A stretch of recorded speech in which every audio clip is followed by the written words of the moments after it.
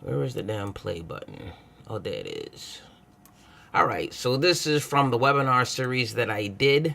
I did a special on kit bashing, and this is basically in the background running is my Daz session where I built the characters and put them in a desert scene before I started the actual presentation for the class.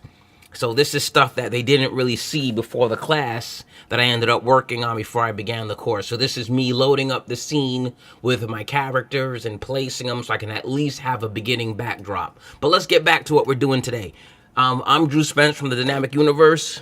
That is my end-all, be-all umbrella for all the things that I do. This is my little podcast series on being creative.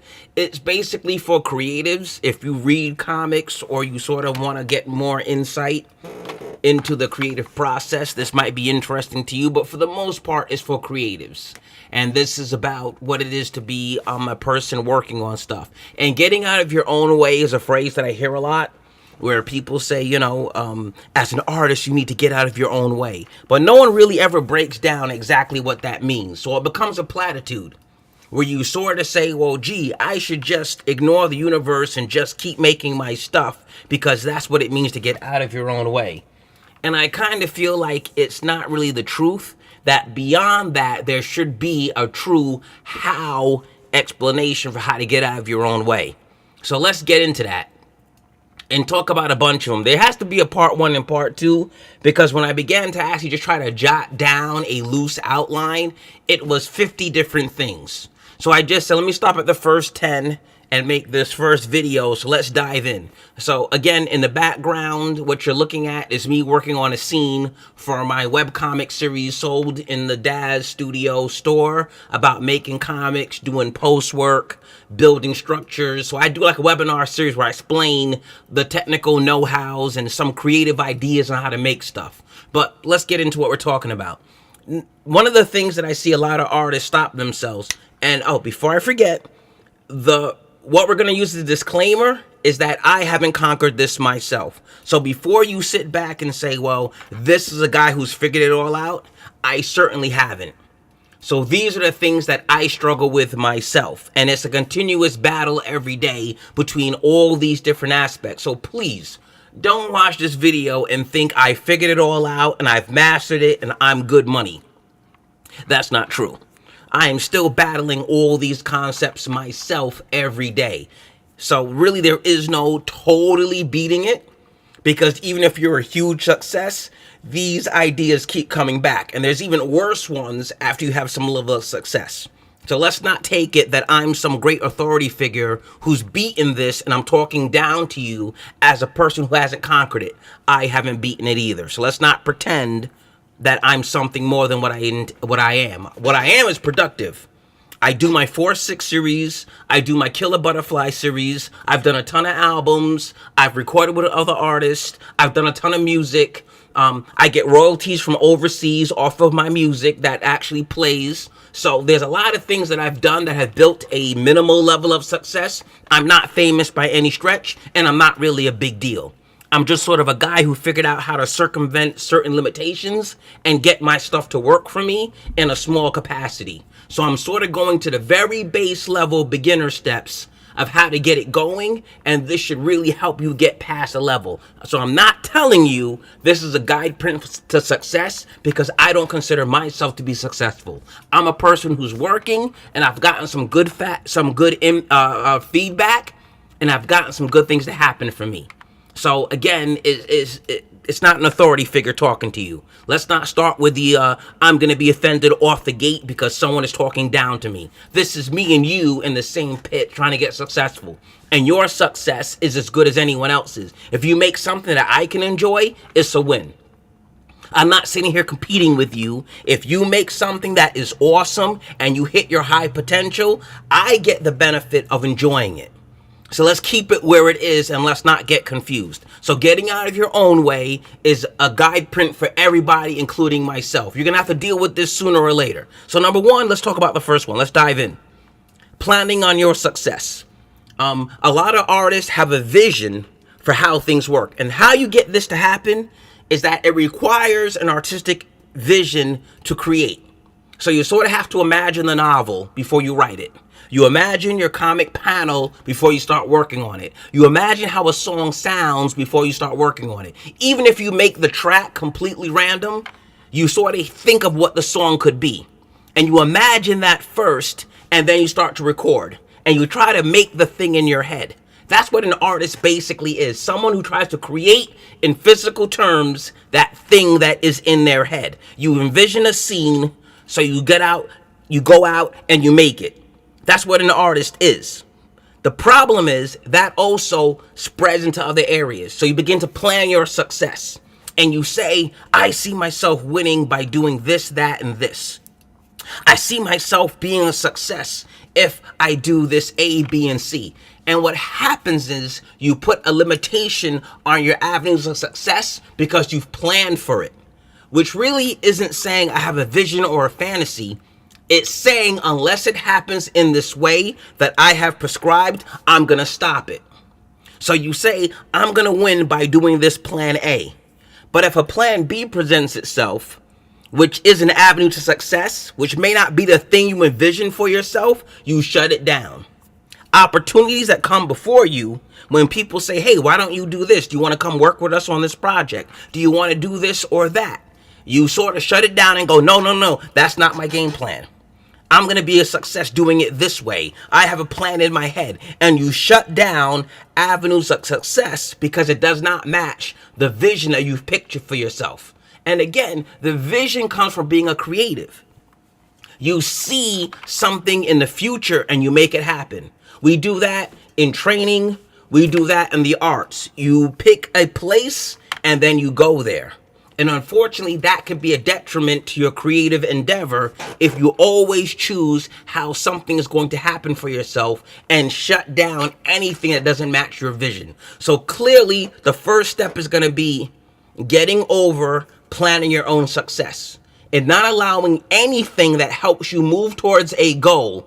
And I mean the bigger goal, which is what your end point is, which is usually, if you're a true completely pure artist, it will mean more resources and time. And I said that in the previous video. As an artist, a true super duper artist, all you care about is resources and time.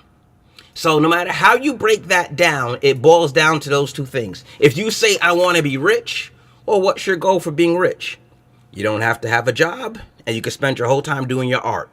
That's your success.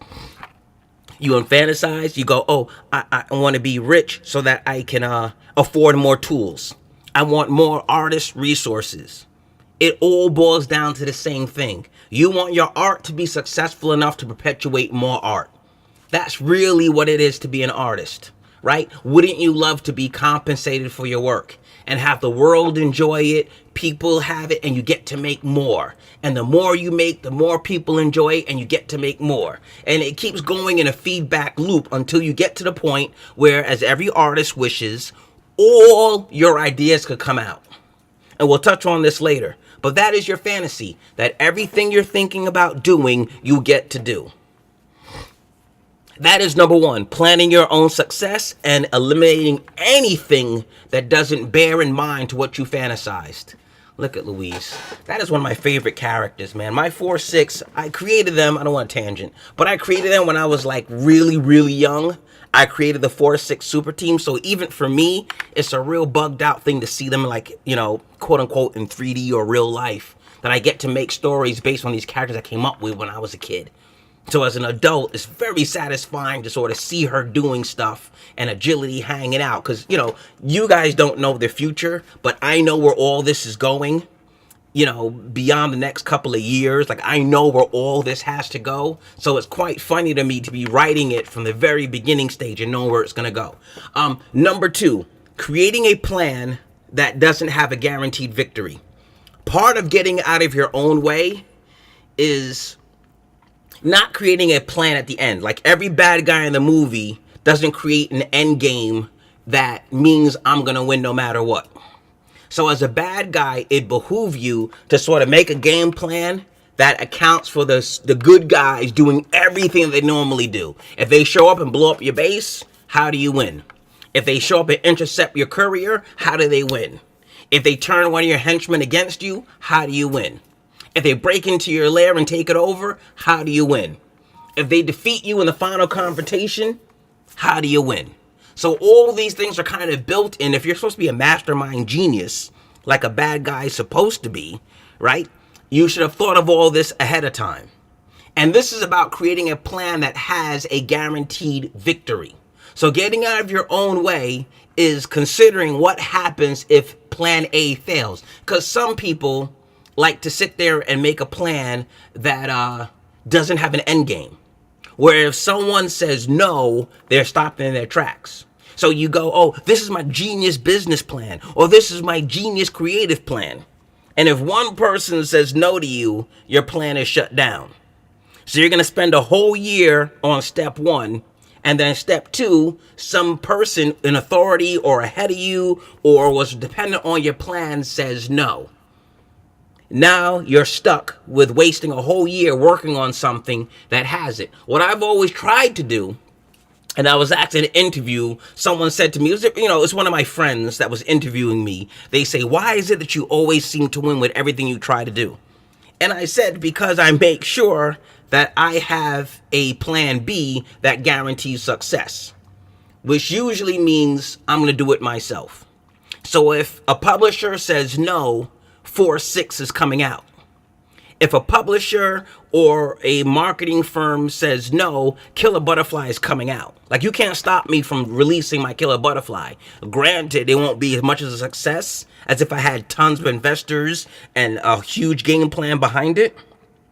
But part of it is deciding to create a plan where no matter what, I win. No matter what, this is coming out. You can't stop this from coming out. Pretty much you can influence how, but you can't stop me. And sometimes people create plans, this is number 3, that requires people that are out of your control or influence. So a lot of people make game plans that go, oh, when I do this, he or she is going to do this. And when they do this, I'm going to do this. And when this company says this to me, I'm going to flip and do this. And it's sort of like you don't control that. You can't guarantee they're going to do A, B, or C. So you can't really make a game plan based on things that other people are required to do because you don't know what they're going to say. They may say no. They may say not yet. They may say yes, but under these conditions. And if you don't account for that, you can't really guarantee how your plan is going to come out. So you can't really depend on other people for almost any part of your game plan. And I said, people that you don't know aren't under your control or influence. And again, control and influence is about usually money, right? Let's be honest about that. It's usually about money. If you're not paying someone, there's almost no guarantee they're going to work for you. And if you don't have an influence over a person, do this for me for these benefits, you can't guarantee the work's going to get done on your behest. So sometimes it's a little silly when I hear people spend a whole year working on something to present to somebody with a vision that they're going to do something when they get it. And you can't say that. You can't say when I join this site, it's going to go this way. When I release my work in this capacity, the world's going to do this for me. When I contact this person, they're going to do that for me. You cannot guarantee that. Even if they have a track record, even if you've seen a pattern, you cannot assume that you're the only person pitching ideas. You can't assume you're the only person presenting good ideas to someone. In my lifetime, I've presented ideas that is a win for everybody. Like, I have shown mathematically how if someone helps me, they're going to make money. If they get aboard with my idea, they're going to benefit and profit. I've done that. And I felt in my own head, well, gee, if they do this, they're going to make this much money. How can they say no? And I felt like it was a guarantee. If they work with me, I can show them how to make this much money. And that's one of my true basic angles in everything I do. It's got to make other people money. And it's hurtful to say that sometimes. People hate that idea, that money is so important. But I've said, yo, if you do this, you're going to make this amount of money. And I've had people with really minimal investment, maximum returns. And I can guarantee the returns. I'm not broke. I'm not saying I'm rich. Let's not get excited. But I'm far from broke. I'm not a broke dude. So if I say, hey, I'm going to pay you this to do this, it's not like a crazy number that you fantasize a dude can't supply. Like, I have that number. I do my deposit. Here's the beginning. When you complete your task, here's the rest of it. And I've had people say, no, I'm not going to do it for you. Or no, I'm not going to help. Or no, I'm not going to get involved. And it's shocking when you say, this is a genius idea. Why are you not on board? And that becomes a stumbling block because you're counting on people who do not have to say yes. Whether you think your idea is perfect or not does not mean they will. So I've learned the hard way that a lot of people that you think should be on board with no problem, should jump to your defense or aid without a hesitation, will still say no. You don't know what's on their plate. You don't know what other projects they're working on. You don't know how they've been burned before in the past. You don't know what they've got. You don't even know if they even have the money they claim they do. A lot of people say they have money. Yeah, if I only came across this, I would do this. And they're really talking mess. You don't know what's going on in someone's world. You don't. So you can't build your game plan on an assumption just because you have a good idea, they're going to jump on it and support you 100%. Lots of things fall through, even though it seems like a no-brainer. And that's why you should construct a game plan that if all else fails, you still have a way to get it off. And again, this is a creative answer. So let's be very clear about that before we get confused. I'm not talking about business. Because as a business, if it doesn't make a certain amount of money, you may choose not to do it. And someone may choose not to work with you or work on a project because it does not make them enough money, which is different than you trying to get your creative idea out there. Where for most artists, you're not really concerned with the money and how much you make. You're concerned with just sharing your vision, and just if it gets out there and the world can receive it and it gets added to your catalog of creative endeavors, it's a win. Like, I've thought that. I've been like, yo, my God, I just want to end with this being attributed to me. I don't care if it doesn't make any money. I don't care if no one else cares about it. If 10 people like this, it's worth doing because I want this added to my catalog of things I've done in my life. So I can accept that when you move into super pure artist and you remove the business aspect, that you just want victory from making something exist. But we should set a bar. 10 was a little silly. I'm just trying to make a point. I'm being hyperbolic. I'm just being a little, extra for this podcast. But let's talk about it. If something only had 10 people caring about it, I probably wouldn't do it. But let's go on, right? So you make a threshold. How many people need to care about this for me to keep going? Because at some point you could also get discouraged that people aren't into what you're doing. So you do want to set a minimum threshold. You don't want to just keep making stuff that nobody cares about. Keep that on your hard drive. Do it in your spare time. But if we're going to be out here as a true artist, you want people to react to your art. That's the whole point, right? If you just want to make stuff for yourself, don't watch what I'm doing here, because you can just do stuff on your own. Don't even have to upload. Just put it on your hard drive and show your girlfriend or something, or your boyfriend, and just show them and be happy. We're talking about a different level where you kind of want to get out there and share it with the world, and you want to impact a message to as many people as possible.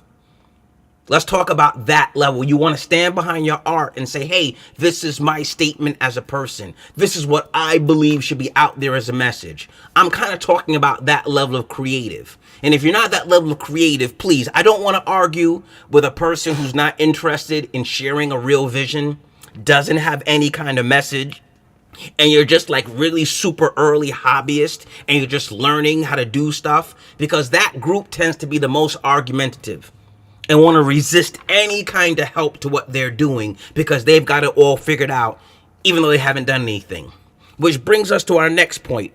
Number 4 is you don't know until you know. This actually originally had a sexual metaphor in the beginning about how much you knew about sex before you had sex. But the dynamic universe called in, Griffin Avid, I see you, and said basically that's a bad idea to go with that metaphor. So because we don't know the age group or the experience level, we'll go to another direction. I'm pretty good at this kind of stuff. Let's talk about a house. And as much as you think you know about a house by standing out on the curb and looking at it, you don't know what's inside the house. You don't know what they furnished the house with. You don't know the layout of the house by just looking at the outside. So standing out the outside gate and looking at a house, you do not know what's inside the house. You can obviously guess by looking at it, judging the neighborhood maybe, judging the cars in the driveway, looking at the general exterior upkeep. You can come up with a sort of idea, but you really don't know what's in that living room until you go through the front door. So a lot of times the industry / your creative endeavor is like that. And I'm taking a tangent from music because, as most of you know, my background is mostly in music, is how I got here. So I've been through all of this for music and then switched to art, back to my roots, because that's what I went to school for. That's what I did. That was the big thing that I did. So I ended up, going back to art eventually. That's how we got here. But a lot of times, if you write lyrics, you write them for the moment in your book. If you're a singer, you know this. If you rap, you sing this. If you know this. If you're a rock star, you kind of know this. That when you just have a book in front of you, you write whatever you want to write. And you'll say whatever because, hey, it's what I'm doing. And then you go into a studio to record it, and you need to make adjustments. You need to change what you write because the studio experience is different than you sitting in the backyard with your book. If you need to understand it on an even more basic level, for a rap, it would be breath control. You don't have the same breath control mumbling your lyrics looking at your rhyme book. So when I'm looking at my rhyme book, I can sit there and go, and then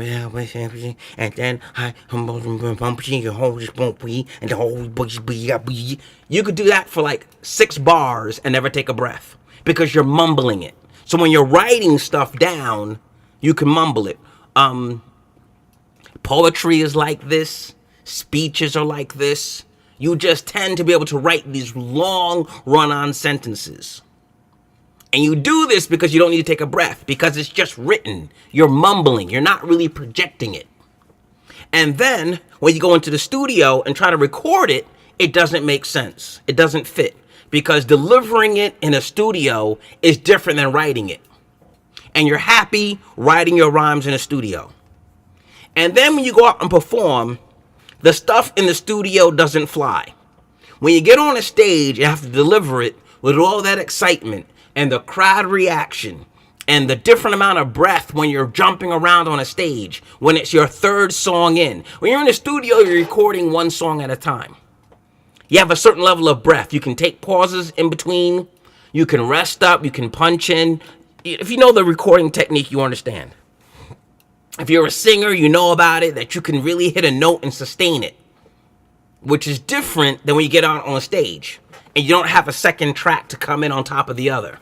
There isn't a chop part where you get to stop and bring the song back and start to record again. That when you're on stage, it's just your one source. And when you begin to write, you go back to that experience. You go, well, when I'm on stage, I can't say this. When I'm on stage, this whole line is too much for me to say with one breath.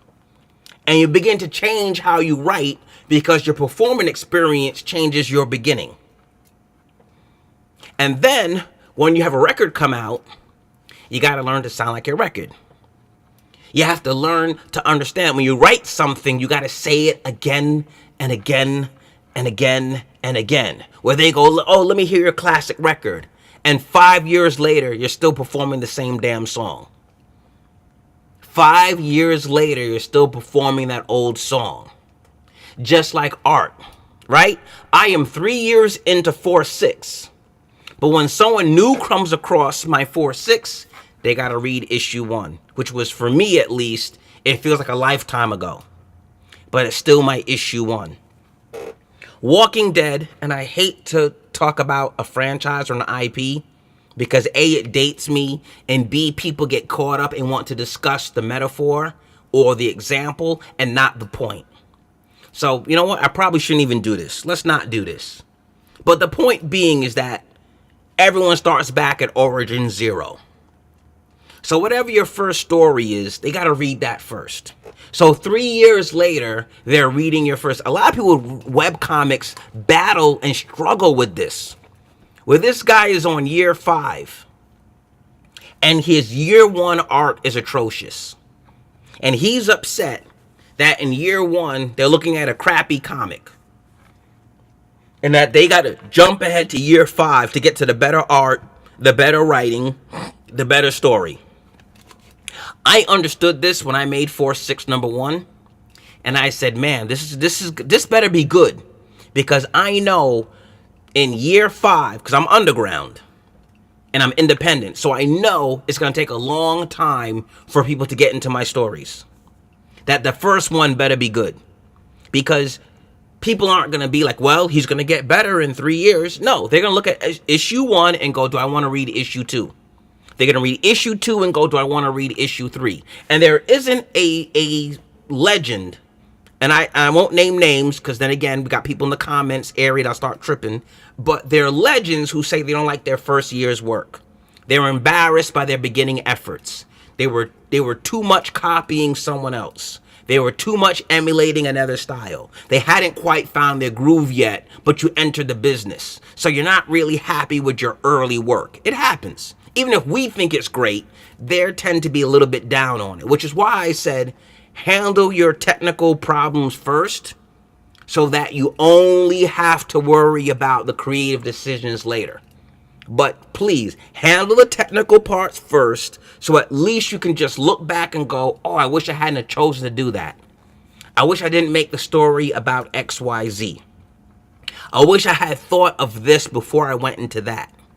As opposed to, yeah, I wish I had learned that first. I wish I spent more time developing this skill before I started. So part of getting out of your own way is going to be knowing what you need to know when you need to know it. There's really no point in sitting and agonizing about what's going to happen when your work is absorbed or it's advanced or people love you or all these imaginary pressures. There's a lot of people who worry about things that are beyond their scope. I've seen people who haven't completed one single comment talking about what companies they would work for and not work for, or who they'd listen to or not listen to, or I wouldn't work for them because they might do this. I won't work for them because they might tell me that, and I'm not going to listen to them. I'm an independent. And it's like you're at a point of fighting against an invisible enemy. These large companies don't even, no one knows you. You don't exist. I was going to say no one knows you exist. You don't exist. But yet in your head, you're fantasizing about fighting this uphill battle for truth, justice, and the comic way. You're going to upset the industry with your album, but it's not even finished or out yet or completed. And you're busy worrying about things you don't need to worry about. That is a huge obstacle in getting out of your own way. That you're confused and fighting battles that don't exist. Conceptually, you're on here every day fighting the good fight. Fighting the fight against, someone who's going to abuse the medium and these industry and these companies and this world. I've got to stand up and be something. But you haven't created anything worth rallying behind. And it becomes an excuse to worry about things you don't need to worry about. You're worried about what the media is going to think of you when you haven't created any media to judge. And that's a big part of getting out of your own way. That only becomes an excuse not to go forward, not to be productive. It's not helpful, and it's not an obstacle that stops people in their tracks. I think it's really simple that until you give people a reason to care about what you do, you don't have to care about how much they care. And I'll say that again to close. Before you create something for people to care about, you don't have to care about what they care about. It's not really worth it. It's just an obstacle and holds you in a holding pattern. Let's go on to this one. This one is really huge, and I could have done an entire video on this. But let's talk about the voices in your head as an artist, because this one comes up a lot. I've been asked directly, how do you get past the voices in your head? And you're going to hear people say things like, ignore it. You're going to hear people say things like, just push through it. And that's terrible advice. The voices in your head are there for a reason. And this is my closing statement first. The voices in your head let you know what you need to be worried about. It's your subliminal talking to you and telling you where you need to put focus and what you need to be working on. It's not a problem. The voices in your head serve a purpose. So let's not get that confused. The voices in your head, your instinctive voice that's based on self-preservation, is not something to be ignored. If you don't understand what I'm saying, let's put it into true world perspective. That gut feeling in your stomach that something is wrong means that something is wrong. It doesn't mean that something bad is going to happen. It just means that you've placed in your position where if something bad happens, you're susceptible to it. Let's not get confused. The voices in your head are there for a reason, and it's what you do with them that counts. So, okay. So one of the voices, again, I could have done this all night with another video, but we won't. We'll try to move forward. This other person or entity is better. Right? That's one of the voices that you get in your head as an artist. This other thing is better. I told you in the other video that styles make fights. Your judgment as an artist is not really that important. It's really the readership, the critics, other artists, that kind of matters. As an artist, listen to your gut and proceed forward based on what you want to create. Because that's what you truly are. What it is that you want to create. Right? You have influences. You have things in your life that you have liked over time. You study yourself. It doesn't mean that this person is what you need to emulate. What you'll learn over time is that there's something that you are drawn to, and these other artists have tapped into it. So it's not them that you like. It's not them that you want to emulate. It's not them that you want to copy. It's that whatever that thing that makes your artistic vision you, they have done it. So you don't have to follow another artist. You need to understand what they did that has you so attracted to it. Which means you can find it in other places. For every person is different. There's something that's very expressive, you lock in on that. And any artist who's ultra expressive, you like that. There's complicated stories. It's not that they write complicated stories. You like complicated stories. And anyone who writes a complicated story, you gravitate towards that. And if you understand yourself, you don't have to follow other artists. You don't have to do what they did. You don't have to copy. But that's another subject for another day. Originality versus copying. And that's a whole nother subject we can get into. Because a lot of people sort of get that wrong. But that's a lot to unpack. But that's one of the voices in your head. This person is better than you. And the thought process needs to be that it's not the best or else you fail. Because even number 2 is an awesome place to land. It's success to be number 2. A silver medal is success. Gold is great, but silver is awesome. And bronze ain't bad versus the guy who came in number 4, who can't really mention the Olympics because they came in 4th. At least 3rd, they'll still mention it when they talk about you. 4th, they don't mention. So you don't need to be the quote-unquote best. That's inside your own head. Readers decide that kind of stuff. Readers decide who their favorite is. And styles make fights. So there is no quote-unquote best. There's the thing that a person likes. And when you talk about numerical values for best, we're talking about business. And this at least for right now, my podcast is about being creative, not being the most money earning, the most downloaded, the most watched, the most, business numbers. It's about being creative and getting your thoughts out there, getting your creative passion out there. Let's go forward.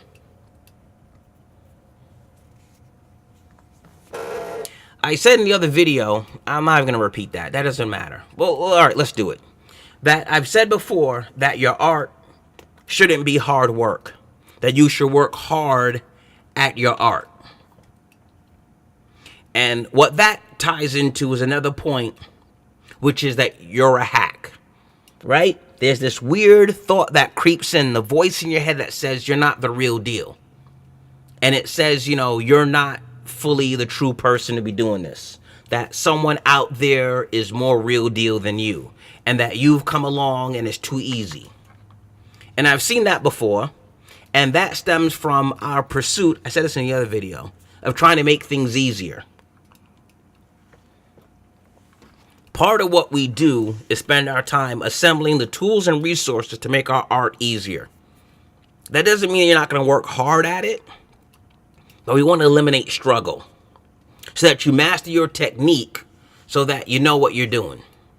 You master your technique so that, on a certain sense, you can create without having to struggle.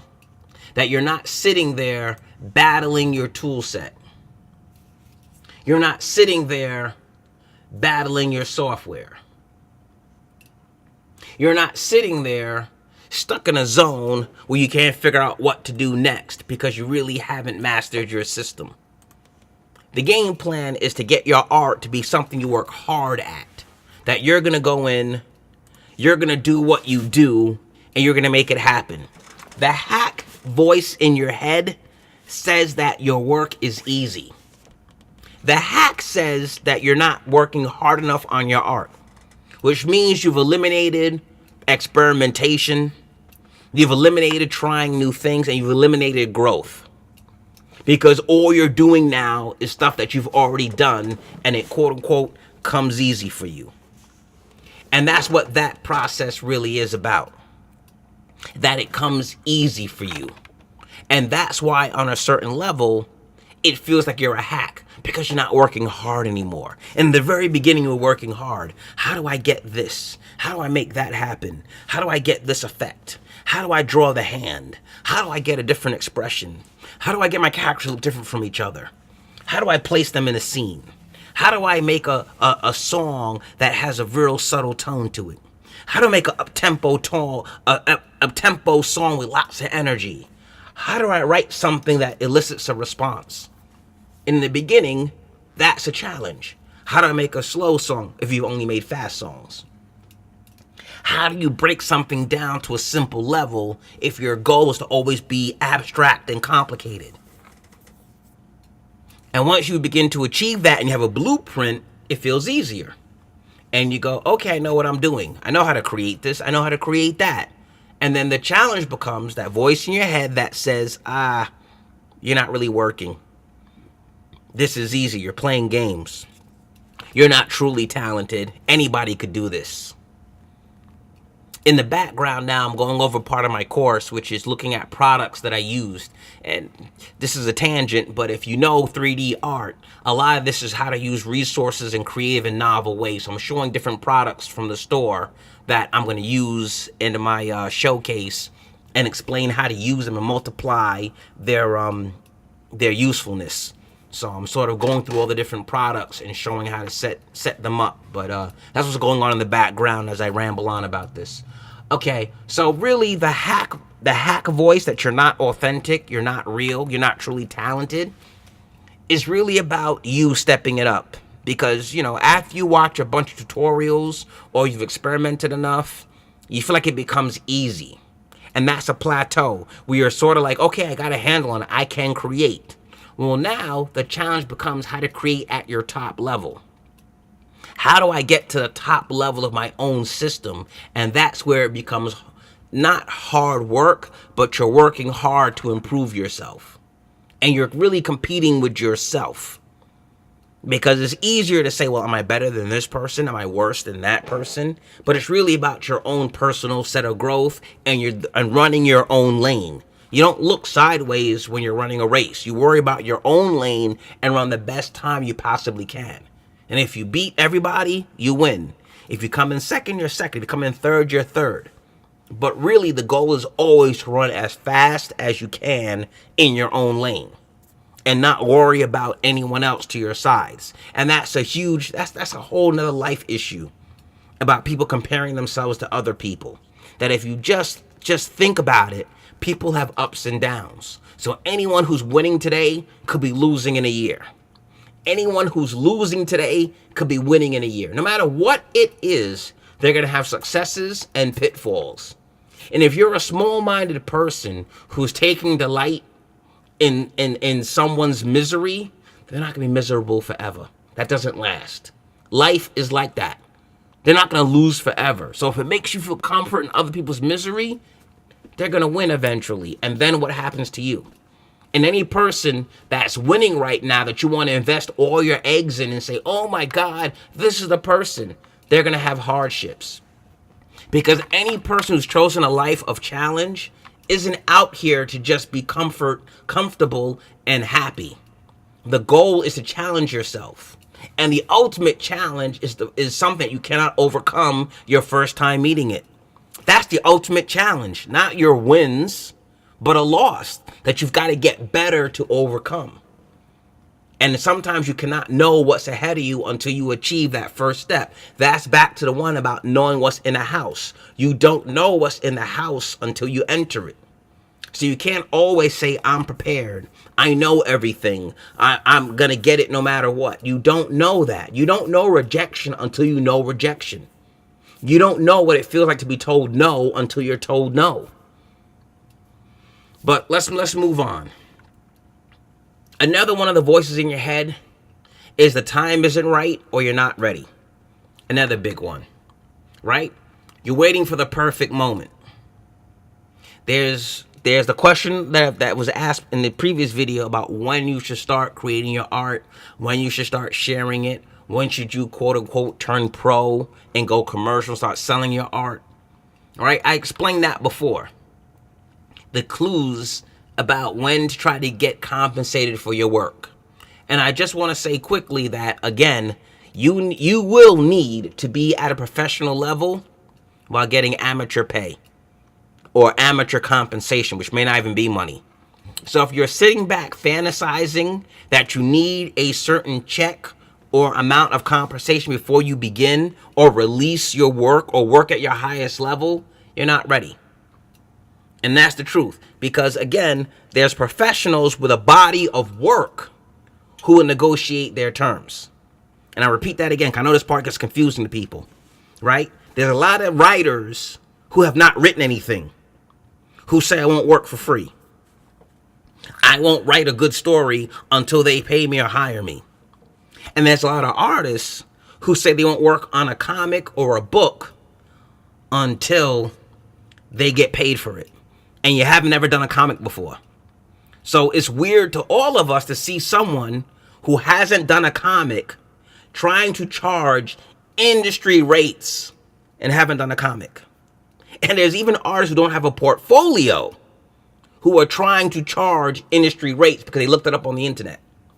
And because they looked on the internet how much, a pro charges, they're charging $5 less. And damn it, they're going to stick to that because they don't want to be taken advantage of. But if you say, okay, well, what book have you done? They don't have one. If you say, well, what was the last thing you got charged? I see this in music. A guy says, I sell beats. And someone says, well, how much do you charge for beats? And the person answers, what's your budget? Right? It's the silly game of chess where you want to know what's the max amount I have to pay for something before you name your price. The difference is that your price is dependent on you, not the person. And I repeat that again because a lot of people hate this concept. The price that you're paid is dependent on you, not the person. You almost can't set an hourly rate because that's about your own mastery in the studio. I can't tell you how much I charge for a page of art because it's got to boil down to something that makes sense. Let's take it past the abstract and talk about reality. You have a job working at a real place from 9 to 5 every day. Let me take a drink while I think about this one, because this one is crazy. You have a job every day where you go to work, and that job pays you an hourly wage. Something that you've never done in a professional capacity, you don't do it for a living, and you've never been paid for it, you're going to name a rate that is beyond what you're willing to go do something you don't want to do for. If that sounds confusing, let's just keep it as simple as possible. Years ago, $10 was the rate for every job on Long Island. I'm from New York, and I live on Long Island. And I haven't looked at it for a job in 100 years. So let's I'm just naming a number. Maybe it's 15, it could be 20 by now. I don't know what people get paid an hour for their jobs. But let's just say it's $20. And you're looking at a job that pays $20 an hour. And you say, "Oh my God, I'm going to do that for a living." And you have a job that pays you $20 an hour. And let's keep this where we're at. You do a job you don't want to do for $20 an hour. And then what you love to do is draw, or illustrate, or render, or write, or create, or record, or engineer, play a guitar, whatever it is. And then you say, "I need to be paid $100 an hour to compensate me." And you sound nuts to everybody. That the price that you're naming is not even a realistic price that anyone has ever paid you for your labor. But yet you're going to name that because you saw it somewhere on a blog. Some big name artist said that's what they make. You got on a forum and someone said that's the going rate. And therefore you're naming that as your price. Or you need to see somebody's budget. And you're going to say no to a budget because it doesn't match this vision in your head. You're not going to get the credit. You're not going to begin your career. You're not going to actually gain anything from doing it because you've got a vision in your head of what you're worth that doesn't match reality. Because you're too concerned what somebody else said about being taken advantage of. When the baseline standard is whatever you want to do in life, you will have to work at a professional level and not get paid pro rates.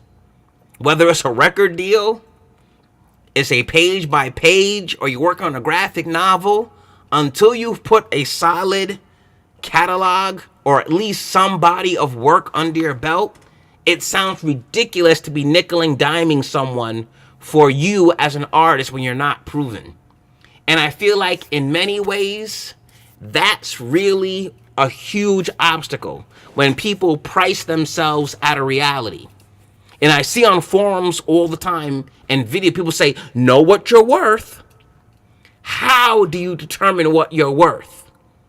It's not a fantasy number in your head. It's the reality of what you've been paid before. You pay me $50 a page to do a comic, and I'm working at $50 a page. I'm not dropping down to 30 without some serious reason to. I can now say, "Hey, well, I make 50. So I'm already working at 50. Why would I take less? I'll just stay at 50. You want me to switch gears? Pay me 70. It doesn't make sense to not ever have sold any of your artwork and to tell people you won't do it. I won't do it because you're not paying me enough. Well, what's enough? Because you go to a day job making 15 an hour. But you won't do a comic, the thing that you love, for 15 an hour? It's kind of wild to me. And even that should be about how much you've mastered your technique. It's got to make sense that if I keep multiplying the numbers, somebody in this equation can make a profit. Somebody can guarantee this is going to come out. If I have to shoot my entire budget on an artist, my book's going to fail.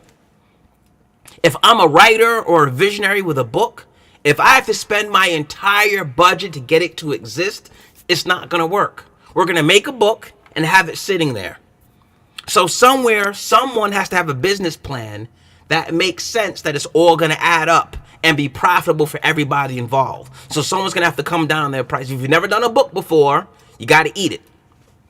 If you're a writer and you have no body of work, you've got to eat it.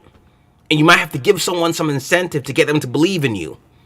You can't just keep promising stuff out of thin air. Go back to all the other things I stated. What's your game plan? How is this going to work out? If I spend 6 months drawing this, where does it go? It can't be you're going to give me a game plan. Well, I met so-and-so at a con. I don't know if that's worth me giving up 6 months of my life and drawing for hours a day because you met somebody at a con. I'm not sure that makes sense as a game plan. But whatever. Let's move on. For many artists, the next one will be better. My next album will do it. This comic didn't do it, but my next one will. This song isn't all of that, but the next one will. And I'll wrap this up quick because it's really the kind of thing where either you get it or you don't. But a lot of people think success is aimed at the quality of something. And it's hurtful to say that because I'm an artist and I believe it too. I admit it. I think, hey, my art is so good or my book is so good, I'm a win. And it sucks that that's not true. That success is not based on how good something is. And again, that leans towards business, which is beyond the scope of what we're discussing. But a lot of times people set up themselves to say, okay, this first one failed, the second one will be better, so I'm going to do it again the same way. And you have to ask yourself, what are you going to do that's different, that's going to guarantee a different level of success? What are you adding on to this new game plan that's going to give you a different level of success? And sometimes it can stink if a person doesn't have a plan and it's just more of the same. And you're going to end up getting the same results. And as an artist, you just keep thinking, rinse and repeat. Same thing again and again. And that's a voice in your head. Well, the next one will be better. My next comic will be better. My next album will be better. And you ask yourself as a business person, what are you doing different from album number 1? Album number 2, I'm going into new genres. And album number 2, I've got this other person doing drums. And on this next album, I'm doing, and it's like, in the end, the truth is more of the same is going to bring you the same. And unless you have some crazy factual hurdle that you learned from the first release, your second's going to go the same way, which will be different but the same. Different album, same result as the first. And that's a huge pitfall. Even I haven't beaten that one. Where you keep thinking, one more issue is going to do. When I first started my series, I thought, well, issue 1 is this, but 2's really going to bag them. Then I thought, well, 3 is really going to bag them. And then I thought, well, 4 is really going to bag them. And that thought just stayed in my head until the whole first season was done. And it's like, okay, that was season 1. Well, season 2 is really going to get them. Episode 14 is really going to bag them. Wait till they see this. And you find yourself stuck on a ladder where you just keep thinking every next step is going to do more when all it does is raise you a little bit higher in the same direction. You're still climbing the same path, just one step at a time. What's different? Because the steps are close together on the ladder. The steps are very close together on a ladder. And where you think you're taking these huge momentous leaps, it's just one more step. So the question becomes, what are you going to do different? That's going to really change your entire perspective. And that's what a lot of people don't actually have. What's going to be completely different about this that won't give you the same result? And getting out of your own way is coming up with what that's going to be. And it's not an easy answer. What are you adding to this album that's going to make it go different? What are you doing business-wise, promotion-wise, creatively? What are you doing differently that's going to fix this album and get it to go better, go over better than the last one? If you don't have an answer, expect more of the same.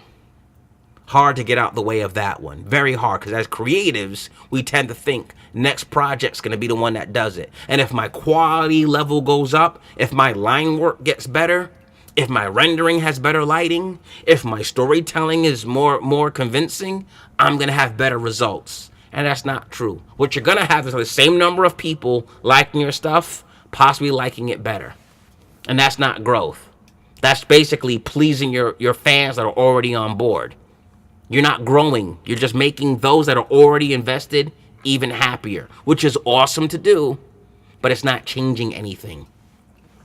Okay, Where are we at? We have a lot to cover still, man. I gotta cut this video short. All right, let's try to move on. Having a good idea versus being something that generates good ideas. There's artists that I've seen that have hung on to one idea for like 5 years straight, where they have a vision of a certain project and they just keep reinventing it over and over again. The same idea over. I've seen people remix the same record 10 times, which in certain contexts can make sense. In other ones, is holding you back. And a lot of times, if you're stuck on one idea, you don't really want to put it down and come up with another good idea, because you're still stuck on this first one and trying to refine it and trying to get it better and better. And then the question becomes, what happens if it arrives and it doesn't do what you expected? So a lot of times you don't want to be a person with just one good idea. You know, the comedian with just one good joke. This joke always works. Well, you got to come up with 20 minutes of material. You know, you can't just keep reworking this one big punchline. You need another one and another one and another one. Like, you got to work on a whole routine. But if you stick to just one motif, it could be a problem. The question becomes, what happens after that? If you ever pitch an idea, a lot of publishers will say, well, what happens after that? And you sometimes think, well, I don't know. I never really thought about it after that. I just have this first arc. My heroes assemble. They fight the bad guy and they lose. And then they come together and then beat him. And then someone says, okay, that's cool for the first 8 issues. What happens in issue 9? Well, we'll see. You know, I'll come up with it. Not gonna fly. You want to have more than just one good album concept. More than just one good song. More than one good hook. I've got this one character and he does this and he can fly and he's awesome and he has this power and this ability, and man, he is an awesome character, and look at him right here blowing up this rock. He is awesome. What happens when he's not doing that? I don't know, but when we get to that, it's going to be crazy. You can't just have one good idea and stick on it and keep redeveloping it over and over again and modernizing it, trying to keep that one idea relevant. What happens if it comes out, the world absorbs it, and either A, they want more or they want different? What's your follow-up? Can't have just one good idea. Part of the way to get over this, the big how, is to get it down. To write it down. Let your brain work on step 2 after you write down step 1. Write down your step 1, catalog it, consider it to be in existence, and begin to work on what happens beyond that. And a lot of times you'll find that makes you refine idea 1, because you need an idea 2. I'm not in favor of open-ended endings, so to speak, where everything has to lead to a sequel. Everything has to have an ambiguous ending. But sometimes it could be a detriment to only think of just one thing and fixate on that. Because people are people. You may have a great main character. We may not love your main character. If it's a guy in a cape, we may have had enough of a guy in the cape. You might have to write something compelling for that guy in the cape to do, besides just pose with a cape and crush rocks or pick up cars. You might need to go beyond that. And if you don't have something beyond that, just the look of a guy with a cape might not be enough. If his origin story is original and no one has thought of it yet, and you get to say, oh, I have this unique creation story, that's what I'm going to bring to the game, that he was born a different way, and I have something that can rival mutants and rival alien origins. I got a new concept for what makes superheroes, and that's what I'm going to bring to the game. What about beyond that? It just can't be that as your only hook. You got to be something that creates good ideas, that you're reliable. And the way to get to that is to not get fixated on just one idea and just sit back and go, once I give them this, I'm good. You got to think beyond that and be a person that generates great ideas, that you have a bunch of them. Every comic that I know has bookshelves worth of material. Every great lyricist that I know has notebooks and files filled with lyrics. And you only get the cream of their crop. When I did my comic, it took hours to get one picture done. And when I first started my comic, I used every single picture. Every single picture, because it took hours to make a picture. So every single image I used.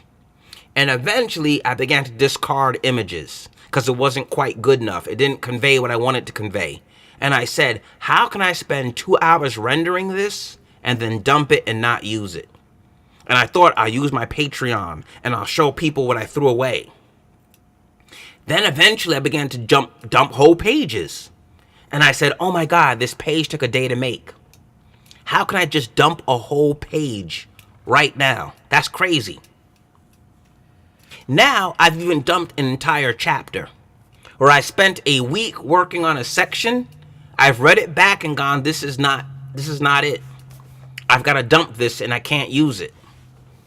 And it's weird to make those kind of decisions down the line. Because in the beginning, I want to just use everything. Because, hey, I spent 3 hours working on this. Damn it, they're going to see it.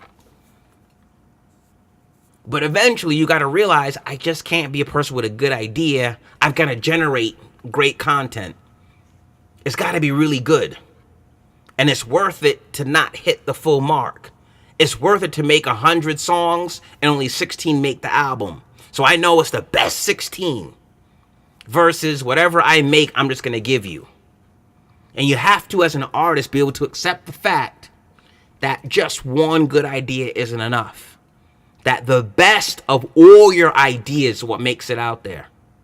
The best of all your ideas and work is what makes it out there. Not just everything you make, you suddenly feel like that's it. Because I made it, I got to go give it to them. Oh man, we hit the 1 hour mark. This is a long video, and there's like 100 other things to go over. I can't really keep going with this. There's 1,000 more to go over. It feels like it. But just looking at my notes, I gotta stop somewhere. And maybe we'll do a part 2 at some point. And because like I said, I'm even tired now going over this. But maybe we'll wrap now. Let me think. Should we do one more? Yeah, I think we're gonna stop here. Looking at this list, I got like 10 more. So let's just stop here. This video is about getting out of your own way. And I was touching on some of the things that I've seen. Again, to reiterate, this is really a discussion for creatives. If you create something and create stuff, I mean, in many ways, it works for every kind of art, whether you create poetry, visual mediums, you create music. This is kind of applicable. You know, as a creative, I feel like this is one of the big things. There's a very selfish part of me, very self-centered is a better word. I mean, I am selfish because I always worry about my creative energy. But there's something about it where I always want to be in my zone. I always want to create my art at its highest level. I'm always checking in with myself, like, how do I feel right now? You know, am I really creative? Am I really at the top of my game? Because I want to have my highest level of output. So I'm always doing self-maintenance, checking in on myself, doing diagnostics. Am I at my point? Am I creative? Is my energy right? So I spend an inordinate amount of time working on that. So from a certain level, that's where a lot of my energies come from. Where that becomes what I work on. So as silly as it may be, it is rather self-centered and selfish to always worry about your own art. And that's where a lot of these thoughts come from. The source is a lot of my friends, a lot of people that I talk to. I have a lot of creative people that I'm around. I tend to surround myself with other creative artists, and we just talk a lot. You know, it's basically what we do. You know, what are you working on? What's going on with it? What's your challenge? I've gotten phone calls at 3 in the morning, like, hey, I'm stuck at a certain point. How should I get past this? I do a lot of forum surfing. I do like forums for the point of just people just voicing what their concerns are. Sometimes the forums can be a little bit time wasting, whereas people who are bored in between their art pieces and they just have like random thoughts and just throw things out there, and it's like a fun exercise to sort of indulge in your art. But for the most part, I find it to be rather interesting. I think I'm going to dive into a part 2. I'm not sure how far I want to go. But yeah, I think I'm going to work on part 2 sooner than later. and get that going. But this is enough. It's already a 1 hour video. I thank everyone for listening. This video was about getting out of your own way and some of the things. And what I want to talk about was how, in closing, this is ERA7, which is an artist from Cube Brush. I used a bunch of her backgrounds in my courses when I show it. It's on the website CubeBrush, and this is really about breaking it down, how to get involved with the products and what they basically do and how to use them in your artwork, your post work. A lot of people do struggle with backgrounds. This is about the site itself. But let's close out. If you like this kind of stuff and want to get to more technical aspects of me actually creating things, I do a course with Digital Art Live magazine. Paul Bussey, I see you. That's one of the sponsors that has me do videos for the Daz Store. So I do make products about creative arts and 3D stuff. If you don't know what Daz Studio is, it's similar to Poser. A lot of people kind of know Poser art, and you kind of know what that's about. It's 3D modeling, composition, composing scenes and rendering them. That's what builds my comic books. I'm the creator of the 4/6 comic series and Killer Butterfly. We're doing pretty good right now. We have a little successful run with my series. I have a good number of readers and sales, thank goodness. So in this moment of success, we're sort of just turning back around and explaining pretty much, this is still the beginning. This is a good time to do this because this is at the beginning. I'm not jaded yet. This is still exciting. I'm still enjoying learning about my own art and learning how I get into the world. So this is just a little bit of my videos about the creative process and how it works. And I thank everyone for tuning in. This is Drew Spence, the Dynamic Universe. Griffin, I see you. Pedro, I see you. Sam Wembley, I see you. RJ Phenom, I see you. Doc Strange, what's good? And that's about it. Troy, Callie, I'll see you. And everyone else that tunes in and checks out, don't forget to hit the like button and subscribe. My friend told me that you don't get to see notifications when my new video airs, so I guess you gotta turn on notifications. Facebook is crazy right now, doing all sorts of craziness, but that's it. I'm gonna restart this because this was kind of cool, this post-work stuff. And I'm gonna do my next video hopefully sooner than later. I will see everybody. Peace out. Drew Spence, Dynamic Universe. I'm out.